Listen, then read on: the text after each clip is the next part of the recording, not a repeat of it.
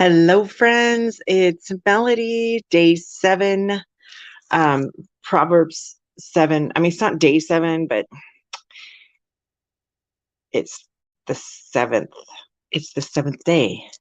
There we go. And I was looking at this proverb, and I'm going to kind of skim it real quick. It says in verse 7, I saw some naive young men, and one in particular who lacked common sense. And in verse 9, it says, it was twilight in the evening and deep darkness fell. Then you skip ahead, and it just talks about, how the woman approached him. And then it said, that goes on and on. All these details. Come, let's drink. This is verse 18. Come, let's drink our fill of love until morning. Let's enjoy each other's caresses. Because my husband isn't home. He's away on a long trip. And so it says, he was seduced with her pretty speech and enticed with her flattery. He followed her at once, like an ox going to the slaughter. And then when you skip to the very last, verse of the chapter, her house is the road to the grave. Her bedroom is the den of death.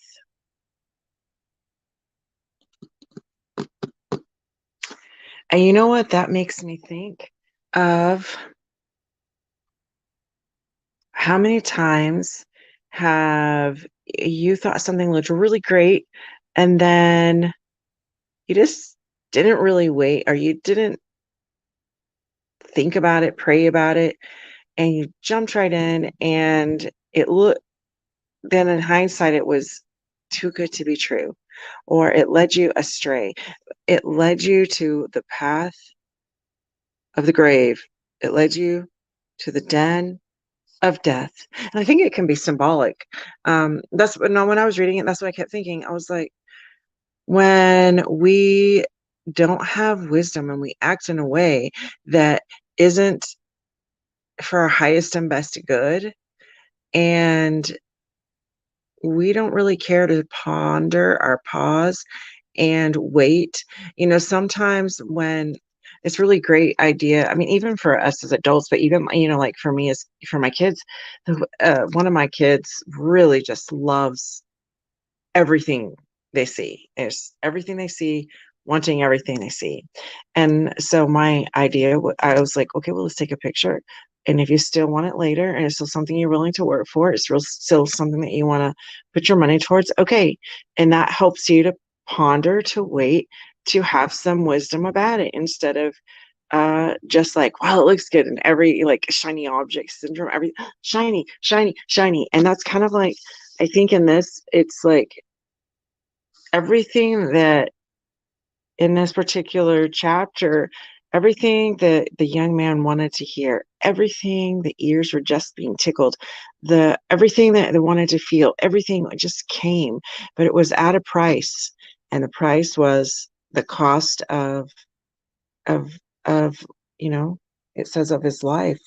And the consequences can be grave, and sometimes, especially, I think, it just looks so good, and we don't want to wait, and we want it right now, and we don't want to pay our price for whatever that thing is that we're working for. And we just want to find a shortcut. We want to find the cheat code, and we want to find the way that's a quick result, but maybe it's not the way that's really going to last. That's not really going to be the way that's right, because we need to develop the character. We need to develop the capacity. We need to have the strength to carry out our dream, to carry it out when it seems impossible. We need to have that faith. We need to have that vision. We need to have that ability to keep going when it looks and feels like it just can't, when it feels impossible. Or so then we have a counterfeit come along, and lure us away or seduce us into a new and something. And then it really cost us what we wanted. It cost us our dream. It cost us, or it set us back. Maybe it just didn't cost us it, but maybe at the moment it cost us that. And so then we have to recalibrate and restart again. And it really wasn't the cheat code that we were hoping, that promoted us forward. It really slowed us down. It wasn't the fast forward that we were hoping for. It actually delayed us.